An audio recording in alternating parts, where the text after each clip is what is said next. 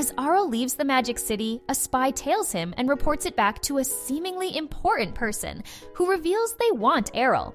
While taking a bath in a hot spring inn, Arel is joined by a girl who asks about him and tries to convince him to live in the Empire, a country where nobody is biased against classes. However, Arel refuses her and leaves the bath to eat his dinner. The next day, as he continues his journey, the girl once again stops him and introduces herself as Kureha, one of 8 heavenly generals of the Empire. Kureha reveals that it is a long-standing desire of their king to have Arel, so she is here to take him. When Arel refuses her again, she decides to take him by force, but gets beaten up instead.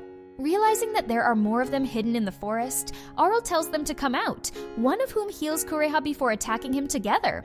Meanwhile, Dragon Rider Dora and Beast Lord Tirga, 2 other heavenly generals of the Empire, rush to the scene only to find Kureha and her subordinates are already dealt with.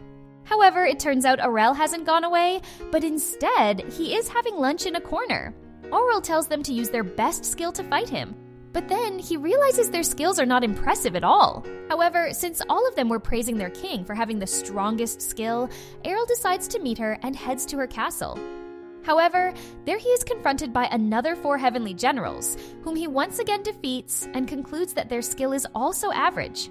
Finally, entering the throne room, the king immediately clings to Arel, revealing she is Astia, his older sister. Arel has her explain why she is acting as a king in this place, and learns that she worked hard to keep her childhood promise, and founded this kingdom where Arel can live happily without any problem.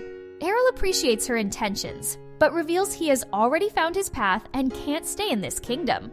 Asti decides to use her skill, Heaven's Will, which makes everyone obey her. But Arel finds a way to bypass her skill by covering his ears with wind magic.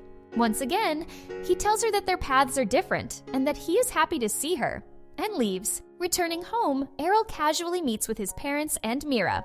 That night, he had a talk with Reiner as both shared their experience for a long time. The next day, Mira once again comes crying with a letter while revealing that Arel has left again.